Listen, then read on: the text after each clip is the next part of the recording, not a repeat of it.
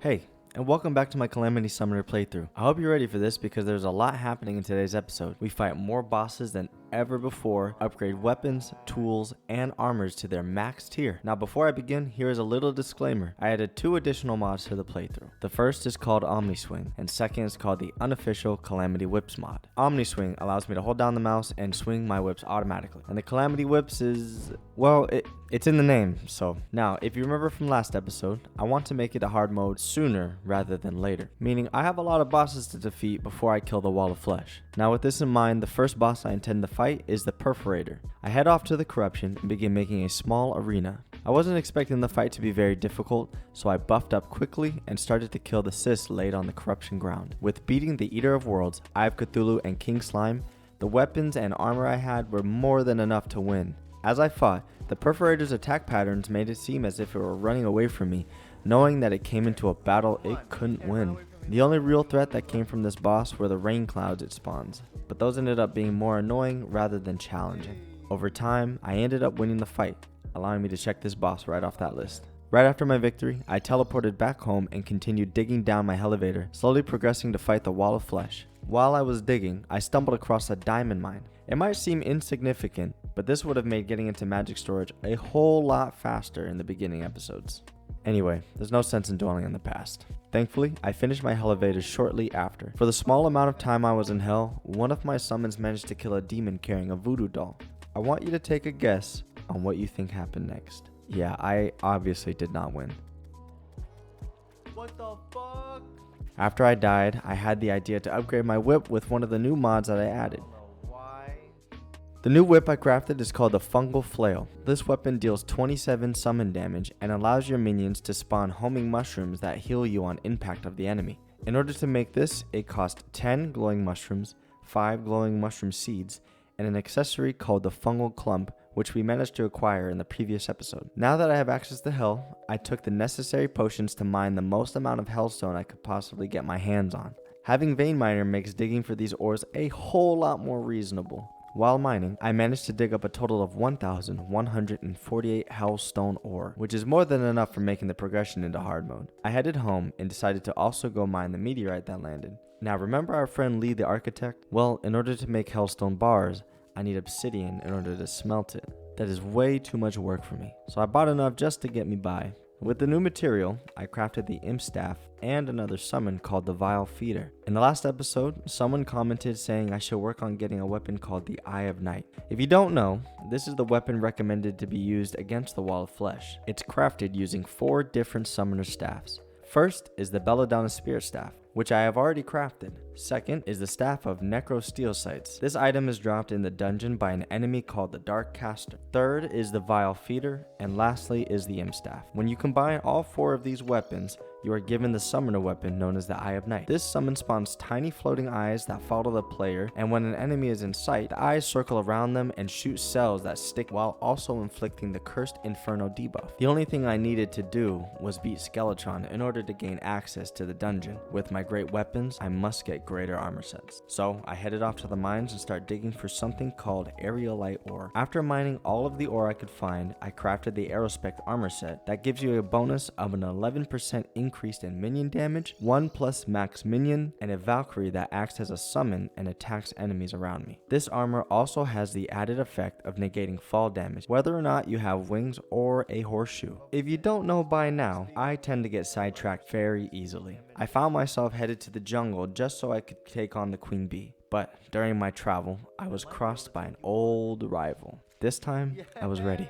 After killing the Snidrian, I headed to the Beehive. I took the time and made a decent arena for the boss. Fighting the Queen Bee in Revengeance mode was actually a little difficult. She never wanted to stay still for too long, making it harder to hit her with her whips. With determination and focus, I managed to kill her. After her defeat, I decided to farm the Queen Bee a little bit in order to get a stockpile of bee nades for our future Wall of Flesh fight. Already 2 bosses in, I couldn't stop now. Next on the list of bosses to defeat was Skeletron, so I made my way to the west and began building my arena for the fight. As soon as the night fell, I spoke with an old man and summoned the Curse of Skeletron. The fight was a little challenging, but we managed to kill him. Now, with my successful win, I'm able to get the last summoner staff needed to craft my final pre-hard mode weapon, the Eye of Night. I headed down to the dungeon, picking up an alchemist table and bewitching table. After a decent amount of time exploring this huge dungeon, I managed to kill the Darkcaster, giving me the staff of Necrosteelsites. While continuing my exploration, I was able to find Sophia the mechanic. After freeing her, I headed home and put all of the weapons into my magic storage and crafted my new summoner weapon known as the Eye of Night.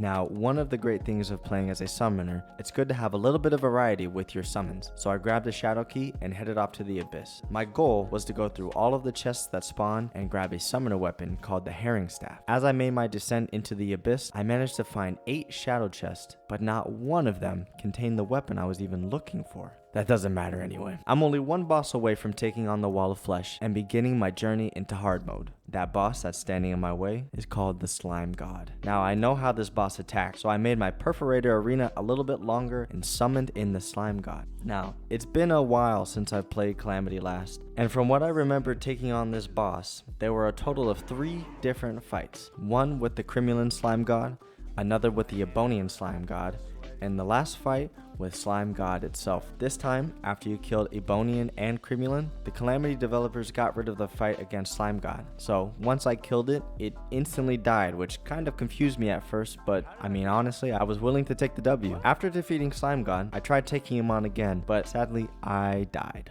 When you kill the Slime God, one of the material that you get from killing the Slime God is called the Purified Gel. So I use this to craft my next and final armor set before entering into hard mode. This armor is called the Statogel Armor. This brought me up to 25 armor points with a set bonus of 18% increased minion damage, plus 1 max minion, and additionally summoning a mini Slime God to fight by my side. Also, when I take over 100 damage in one hit, I become immune to damage for an extended period of time. I'm also granted 1 extra jump and an increased jump height. With the new armor, I headed off to Hell and began building my Wall of Flesh arena. After some time and dedication, I had my long path lined with fireplaces across 1/3 of the underworld. Now, before I take on the Wall of Flesh, I need to have my guide respawn into my world. Sadly, one of the disadvantages of being a summoner is that your minions tend to kill enemies without your permission, one of them being the demon carrying a voodoo doll. The amount of times the Wall of Flesh was accidentally summoned during my time building this Wall of Flesh arena, I needed to pass some sort of time to get a new guide to spawn back in. So during that time, I used the purified gel that we got from the Slime God and crafted a new whip called the Congealed Duo Whip.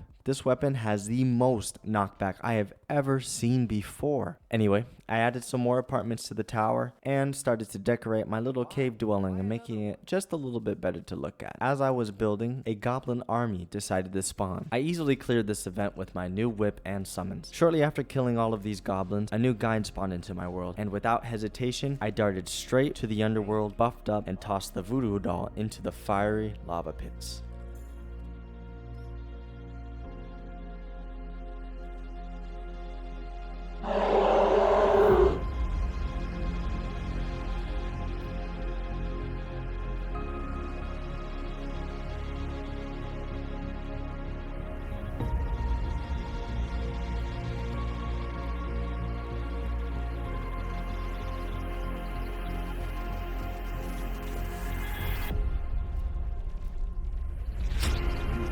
Good and wonderful. It was great just watching every day. Was like a privilege. Then the time come for you to be your own man and take on the world, and you did. But somewhere along the line, you changed. And when things got hard, you started looking for something to blame.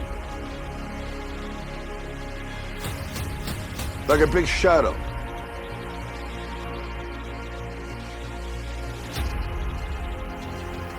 Let me tell you something you already know. The world ain't all sunshine and rainbows. It's a very mean and nasty place, and I don't care how tough you are, it will beat you to your knees and keep you there permanently if you let it.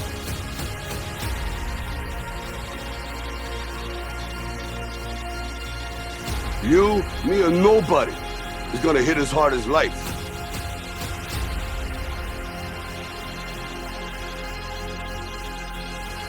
But it ain't about how hard you hit.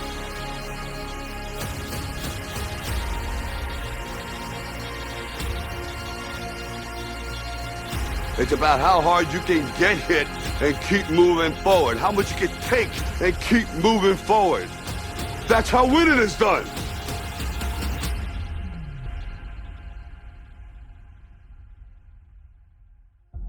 I hope you found this episode to be entertaining. Now, if you do enjoy the content that I make, please don't forget to like and subscribe for more. Now, get ready for the next episode and have a good night.